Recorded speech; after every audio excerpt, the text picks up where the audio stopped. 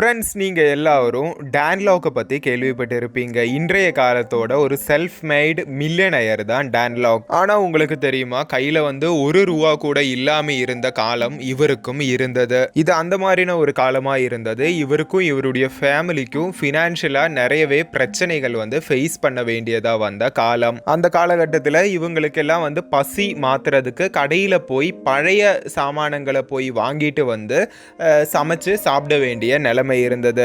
ஏன்னா இந்த மாதிரியான பொருட்கள் கம்மியான விலையிலேயோ இல்ல ஃப்ரீயாவோ கிடைச்சிட்டு இருந்தது. ஹாங்காங்ல இருந்த இவருடைய வாழ்க்கைன்றது ரொம்பவும் கஷ்டப்பாடா இருந்த போது இவர் அங்கே இருந்த கனடாவுக்கு ஷிஃப்ட் பண்ணாரு.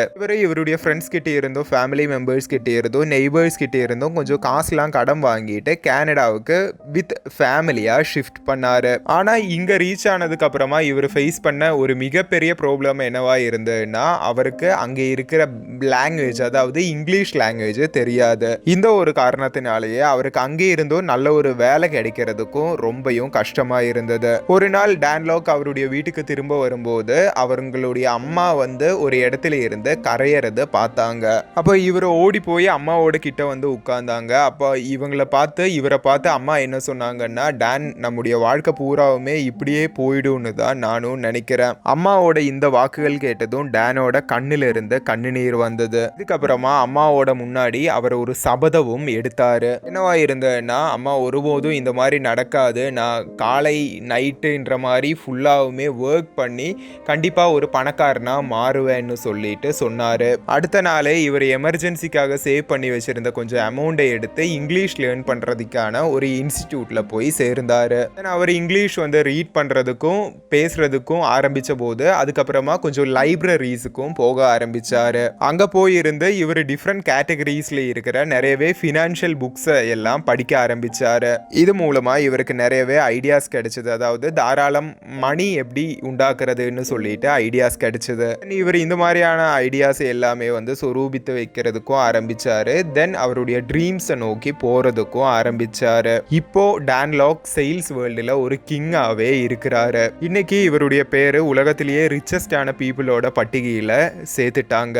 முன்னாடி அவர் $1 பிச்சை எடுத்தாரு. பட் இப்போ அவர் முன்னாடி கனவு கண்டிருந்த எல்லா விஷயத்தையும் அட்டைனும் பண்ணிட்டாரு. டான் லாக் என்ன சொல்றாருன்னா, அவர் முன்னாடி லைப்ரரியில இருந்து பிசினஸ் புக்ஸ் படிச்சிருந்த போது அவருடைய மைண்ட்ல நிறையவே டவுட்ஸ் வந்துதான். அவர் பிசினஸ் புக்ல பாக்குற ஸ்ட்ராட்டஜிஸ் எல்லாமே ரியல் லைஃப்ல இம்ப்ளிமெண்ட் பண்ண முடியுமா இல்லையான்றதுதான் அவருக்கு இருந்த டவுட். இந்த மாதிரி எல்லாம் இருந்தாலும் அவர் இந்த ஸ்ட்ராட்டஜிஸ் எல்லாம் லேர்னும் ஃபாலோவும் பண்ணாரு. ஸோ இதுல இருந்து இவர் ஒரு டைம்ல நினைச்சிட்டு இருந்த விஷயமும் சரின்னு சொல்லி இவருக்கு புரிய வந்துச்சு. அதாவது சில புக்ஸ்ல இருந்து நம்ம லேர்ன் பண்ற ஸ்ட்ராட்டஜிஸ் இம்ப்ளிமெண்ட் பண்றதுக்கு கஷ்டமா இருக்கும், இல்லாட்டி இம்ப்ளிமெண்ட் பண்றதுக்கு முடியாம இருக்கும். பட் சில ஸ்ட்ராட்டஜிஸ் நமக்கு இம்ப்ளிமெண்ட் பண்ணா சக்சஸும் கிடைக்கும். தென் இதுக்கப்புறமா இவர் எப்படி இந்த உலகத்துல சக்சஸ்ஃபுல்லா மாறினாரு, எப்படி ஃபினான்ஷியலான விஷயங்களை எல்லாம் ஃபாலோ பண்ணி பிசினஸ் எல்லாம் ஒரு சக்சஸ் லெவலுக்கு கொண்டு வந்தாரு, எந்த புத்தகங்கள் படிச்சாரு, இந்த மாதிரியான நிறையவே விஷயங்களை எல்லாம் வச்சு இவர் ஒரு புக் எழுதினாரு. இந்த புக்கோட பேர் தான் FU மணி. இவர் ஒரு பிசினஸ் மேனா மாறுறதுக்கு இவர் லேர்ன் பண்ண என்னெல்லாம் ஸ்ட்ராட்டஜிஸ் இவருக்கு யூஸ்ஃபுல்லா இருந்ததுன்றது இந்த ஒரு புக்ல மென்ஷன் பண்ணியிருப்பாரு. அது மட்டும் இல்லாம இவராவே தனியா கண்டுபிடிச்ச நிறையவே டெக்னிக்ஸும் இந்த ஒரு புத்தகத்துல இவரை இன்க்ளூட் பண்ணியிருப்பாரு. ஸோ இந்த புக்ல இருக்கிற விஷயங்களை சுருக்கி உங்களுக்கும் எக்ஸ்பிளைன் பண்ணி தரேன். இது மூலமா உங்களுக்கும் உங்க வாழ்க்கையில சக்சஸ்ஃபுல்லா மாறுறதுக்கும் நிறையவே மணி ஏர்ன் பண்றதுக்கும் முடியும். ஸோ இந்த மாதிரி என்னுடைய பர்சனல் ஃபினான்ஸ் நாலேஜை இம்ப்ரூவ் பண்றதுக்காக ரீசெண்டா ஒரு கோர்ஸ் பர்ச்சேஸ் பண்ணியிருந்த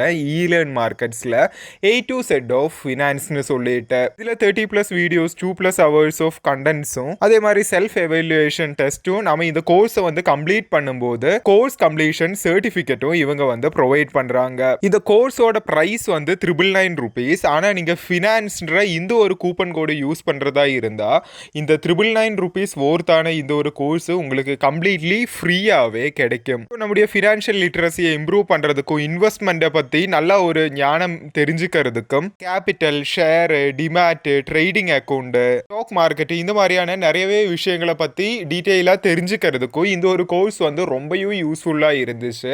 ஸோ நீங்களும் செக் அவுட் பண்ணி பாருங்க. Link in description. Number 1, understand the concept of FU money. உங்களுக்கு உங்களுடைய ட்ரீம் லைஃப் வாழ வேணும்னா உங்களுக்கு FU மணியோட கான்செப்ட் நீங்க முதல்லயே புரிஞ்சிருக்கணும். இது புரிஞ்சுக்கிட்டா மட்டும்தான் நீங்க ஆசைப்படுற வாழ்க்கை எப்படி வாழலாம்னு உங்களுக்கு புரிஞ்சுக்க முடியும். இந்த ஒரு விஷயத்தை புரிஞ்சுக்கிறதுக்காக ஓதர் அவருடைய ஃப்ரெண்டோட எக்ஸாம்பிள சொல்றாரு. அதாவது ஓதருக்கு ஒரு ஃப்ரெண்ட் இருந்தது. அந்த ஃப்ரெண்டுக்கு ஒரு கேரேஜ் இருந்தது. அந்த கேரேஜ்ல 8 லக்ஸுரி காரும் 3 விலை பிடிச்ச பைக்கும் அதே மாதிரி ரொம்ப லக்ஸூரியஸான ஒரு சைக்கிளும் இருந்தது. ஆனா இந்த வண்டிகள் எல்லாமே 500 to 600 இந்த ஒரு கிலோமீட்டர் மட்டும் தான் டிராவல் பண்ணி இருக்கும். காரணம் என்னன்னா இவர் 7 to 8 மணி நேரம் கிடையாது வேலை பண்ணது, 10 to 12 மணி நேரம் வரைக்கும் ஒரு நாள்ல வேலை பார்த்துட்டு இருந்தாரு. அதாவது அவ்வளோ நேரம் இவர் கஷ்டப்பட்டு வேலை பார்ப்பாரு. வேலை பார்த்த உடனே இவர் திரும்ப வீட்டுக்கு வருவாரு. வீட்டுக்கு வரும்போது ரொம்ப டயர்டா இருக்கும். வந்ததும் அப்படியே படுத்து தூங்கிடுவாரு. மீண்டும் அதே மாதிரி அடுத்த நாள் வந்து ஒர்க் பண்றாரு, வீட்டுக்கு போறாரு, படுத்து தூங்குறாரு, ரிப்பீட். இனி நீங்களே சொல்லுங்க, இந்த மாதிரி ஒருத்தரோட வாழ்க்கை வந்து இருக்குன்னா இவர் வந்து பணக்காரனா மாறிட்டாரு, ஆனா அதை வந்து என்ஜாய் பண்றதுக்கு இவர்னால முடியல. ஸோ இதில் வந்து ஏதாச்சும் யூஸ் வந்து இருக்கா? அதனால ஓதர் சொல்றாரு, உங்களுக்கு வாழ்க்கையில் சக்சஸ்ஃபுல்லாக மாறணும்னா ஜஸ்ட் பணம் சம்பாதிக்கிறது மட்டும் கிடையாது, நீங்க இந்த மாதிரியான ஒரு சிஸ்டத்தை கூட கண்டுபிடிச்சு வைக்கணும். அதாவது உங்களுடைய இன்வால்வ்மெண்ட் இல்லாமலே உங்க கைக்கு வந்து பணம் வர்ற மாதிரியான ஒரு சிஸ்டத்தை வந்து நீங்க கிரியேட் பண்ணணும். இதைத்தான் உங்களுடைய FU மணின்னு சொல்லுவோம். இதுக்காக other content creation, team building, YouTube இந்த மாதிரியான விஷயங்களை தான் சஜஸ்ட் பண்றாரு. ரெண்டாவது, compromise from your self and hit the target. நீங்க மாசத்துல 15,000 ரூபாய் ஏர்ன் பண்ற ஒரு வேலை பண்றீங்கன்னு வச்சுப்போம். இப்படியே நீங்க கனவும் காண்றீங்க, நான் ஒரு நாள் கோடிபதியா மாறும்னு சொல்லிட்டோம். ஆனா இது ஒருபோதும் பாசிபிளான ஒரு விஷயம் கிடையாது. ஏன்னா நீங்க அந்த 15,000 ரூபாவை 12 வச்சு மல்டிப்ளை பண்றதா இருந்தா உங்களுக்கு கிடைக்கிறது வெறும் 1,80,000 ரூபாய் மட்டும்தான். அதாவது உங்களுக்கு ஒரு வருஷத்துல ஏர்ன் பண்ண முடியறது வெறும் 1,80,000 ரூபாய் தான். அதாவது இப்போ உங்களுக்கு 25 வயசுன்னா நீங்க மேலும் 25 வருஷம் ஒர்க் பண்ணோம்னா 50 வயசு ஆகும்போது உங்க கையில இருக்க போற அமௌண்ட்ன்றது வெறும் 45 லட்சமாக தான் இருக்கும். அதிலிருந்தே உங்களுடைய டாக்ஸுக்கான செலவுகள், ஃபேமிலி எக்ஸ்பென்சஸ், செல்ஃப் எக்ஸ்பென்சஸ், அதே மாதிரி ஜாப்ல உங்களுக்கு வரக்கூடிய எக்ஸ்பென்சஸ், இது எல்லாமே கம்மி பண்ணதுக்கு அப்புறமா உங்க கையில கிடைக்கக்கூடிய அமௌண்ட்ன்றது 18 to 30 லட்சத்துக்கு நடுவில் தான் இருக்கும். அதாவது நீங்க 25 வருஷம் வேலை பார்க்கும்போது உங்களுக்கு கிடைக்க போற பணம் தான் இது. நீங்க சேவ் பண்ணி வைக்கிறதா இருந்தா தான் இந்த ஒரு அமௌண்ட் உங்களுக்கு கிடைக்கும். நீங்க சேவ் மட்டும் பண்ணலைன்னா இந்த அமௌண்ட் கூட கிடைக்காது. ஆனா வேலை கூடவே நீங்க கொஞ்சம் ஹார்ட் ஒர்க் பண்ணி ஒரு சைட் பிசினஸ் கூட ஆரம்பிக்கிறதா இருந்தா உங்களுடைய இன்கம் மேக்ஸிமைஸ் பண்றதுக்கு இது ரொம்பவும் யூஸ்ஃபுல்லா இருக்கும். நீங்க அந்த 15,000 ரூபாய்க்கான வேலையும் பண்றீங்க, அது கூடவே அந்த ஒரு சைட் பிசினஸும் ஸ்டார்ட் பண்றீங்க. உங்க ஜாப் மூலமா உங்களுக்கு பைசா வந்துட்டு இருக்கு, அதே மாதிரி உங்க சைட் பிசினஸ் மூலமாவும் பணம் வந்துட்டு இருக்கு. இந்த மாதிரி பண்றதா இருந்தா உங்களுக்கு ஒரு மாசம் வந்து 25,000 to 30,000 ரூபாய் வரைக்கும் ஏர்ன் பண்ண முடியும். நீங்க அந்த சைட் பிசினஸ்ல ரொம்பவும் கன்சிஸ்டண்டா முன்னோக்கி போனோம்னா இதை க்ரோ பண்றதுக்கும் உங்களால முடியும். இந்த மாதிரியும் ஒரு நாள் வரலாம், உங்களுடைய சைட் பிசினஸ்ல இருந்தே உங்களுடைய மெயின் ஜாபை விட அதிகமான ஒரு ரெவென்யூ கிடைக்கிற ஒரு நாள் கூட வரலாம்.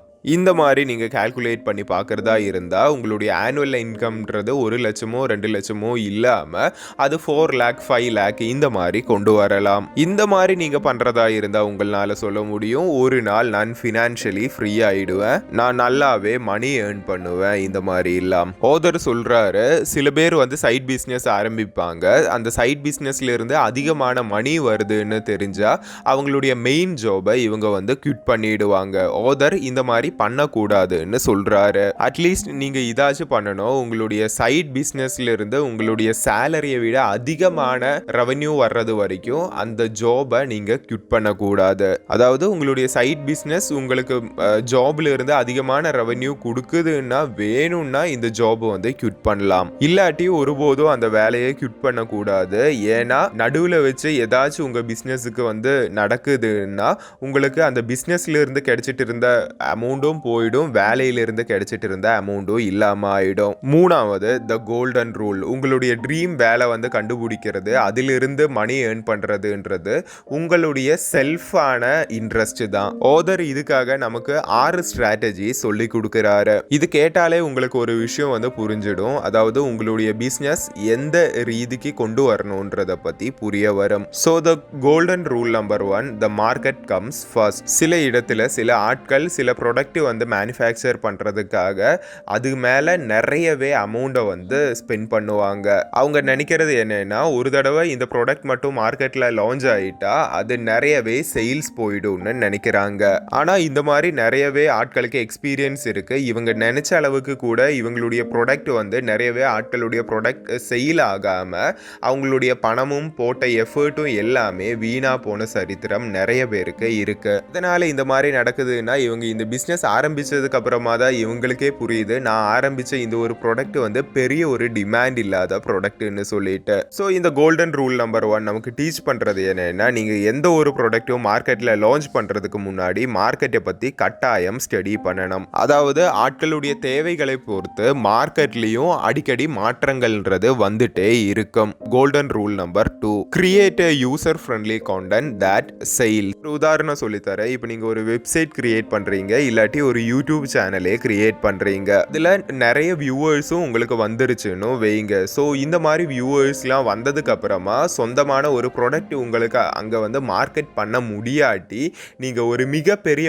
ஆப்பர்ச்சுனிட்டியை வந்து தவற விடுறீங்க. உங்களுக்கு அந்த ஒரு பிளாட்ஃபார்ம்ல இருந்து கிடைக்கிற மணியை விட அந்த பிளாட்ஃபார்மில் நீங்கள் நிறையவே விஷயங்கள் செயில் பண்ணால், உங்களுடைய ப்ராடக்ட் வந்து செல் பண்ணால் உங்களுக்கு அதை விட அதிகமான ரெவென்யூ ஏர்ன் பண்ண முடியும். Golden rule number 3, build a business not a money making machine. ஆட்கள் நினைக்கிற ஒரு தவறான விஷயம் தான், இந்த ஒரு பிஸ்னஸ் ஆரம்பிச்சுட்டா அடுத்த நாள் முதல்ல இந்த பிஸ்னஸ்ல இருந்து அதிகமான அமௌண்ட் வரும்னு எல்லாம் சொல்லி நினைக்கிறாங்க.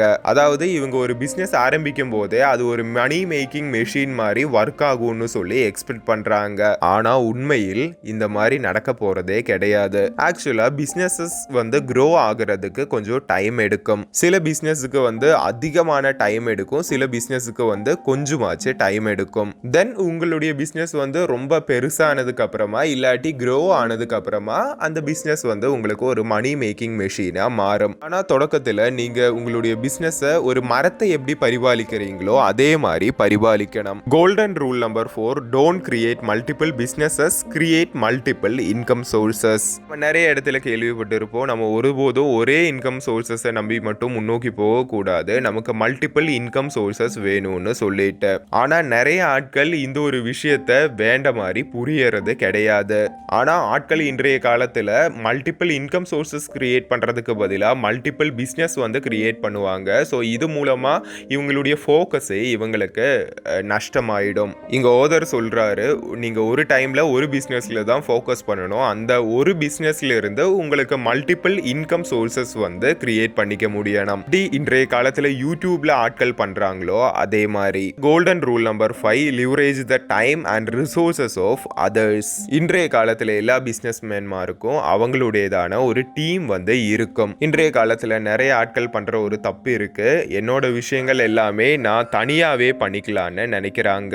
ஆனா ஒருபோதும் நீங்க இந்த மாதிரி பண்ணக்கூடாது. உங்களால அது பண்ண முடியும்னா கூட நீங்க அது மத்தவங்க கிட்டயும் கொடுத்து பண்ண வைக்கணும். ஏன்னா இது பண்ணாட்டி உங்களுடைய பிசினஸ் வந்து க்ரோ ஆகாது. ஏன்னா உங்களுடைய பிசினஸ் வந்து வளர்ந்து வர்ற டைம்ல உங்களுக்கு டைமும் கிடைக்காம வரும். பிகினிங்ல வேணும்னா நீங்க மட்டும் போதுமாக இருக்கலாம், பட் உங்களுடைய பிசினஸ் வந்து முன்னோக்கி போகணும்னா, பெருசாகணும்னா உங்களுக்கு கட்டாயம் ஒரு டீம் வேணும். டீம் ஒர்க் எப்படி எஃபெக்டிவ் ஆகுதுன்னா, இப்போ உங்களுக்கு ஒரு விஷயம் பண்ணி முடிக்கிறதுக்கு 10 நாள் டைம் வேணும்னா உங்களுக்கு 10 பேர் அடங்கின ஒரு டீம் இருக்குன்னா இந்த ஒரு விஷயத்தை ஒரே ஒரு நாள்லயே பண்ணி முடிக்கலாம். Rule number 6, use your personality to sell. சில பேர் இந்த மாதிரி பண்றாங்க, இவங்க ஒரு கட்டத்துக்கு அப்புறம் பணக்காரரா மாறிடுறானுங்க. பட் அதுக்கப்புறமா இவங்க எப்படி இந்த மாதிரி பணத்தை ஏர்ன் பண்ணாங்கன்னு சொல்லிட்டு மற்றவங்க கிட்ட ஷேர் பண்றதுக்கு விரும்புறதும் கிடையாது. இவங்களுடைய லைஃபை ரொம்பவும் பிரைவேட்டாவே வச்சுக்கிறாங்க. ஏன்னா இந்த மாதிரியான விஷயங்கள்லாம் ஓப்பனா சொல்லிட்டா எல்லாருமே என்ன மாதிரி ஆயிடுவாங்கல்லன்னு சொல்லிட்டு பயப்படுறாங்க. ஆனா ஓதர் இங்க என்ன சொல்றாருன்னா, இது வந்து ரொம்பவும் ஒரு சீப் திங்கிங். உங்களால பணக்காரனா மாற முடிஞ்சுன்னா நீங்க எப்படி பணக்காரனா மாறிட்டீங்கன்னு சொல்லிட்டு நீங்க மத்தவங்க கிட்ட ஷேர் பண்றது ஒரு மோசமான விஷயம் கிடையாது, அது ஒரு நல்ல விஷயம். சிலர் இந்த மாதிரி பண்றாங்க, அவங்க பணக்காரனா மாறிடுறாங்க, 1 கோடி ரூபா ஏர்ன் பண்ணியிருப்பாங்க. ஆனா எப்படி இவங்க இந்த 1 கோடி ரூபா ஏர்ன் பண்ணாங்கன்னு சொல்லிட்டு புக் இறக்கி 10 கோடி ரூபா மறுபடியும் ஏர்ன் பண்ணிடுவாங்க. ஸோ ஃப்ரெண்ட்ஸ், இதுதான் நாம இன்னைக்கு சர்ச்சை பண்ண ஒரு விஷயம். நம்முடைய இன்கம் ரிசோர்சஸ் வர்த்திப்பிக்கிறதுக்காக நம்ம என்னெல்லாம் பண்ணணும்னு சொல்லிட்டு இங்க நம்ம பார்த்தோம். So anyway, thank you so much for வாட்சிங். இந்த விஷயங்கள் எல்லாமே இம்ப்ளிமெண்ட் பண்ணி பாருங்க. It's me Akshay. நான் உங்கள் கேரளா தம்பி. Stay grounded. Bye all.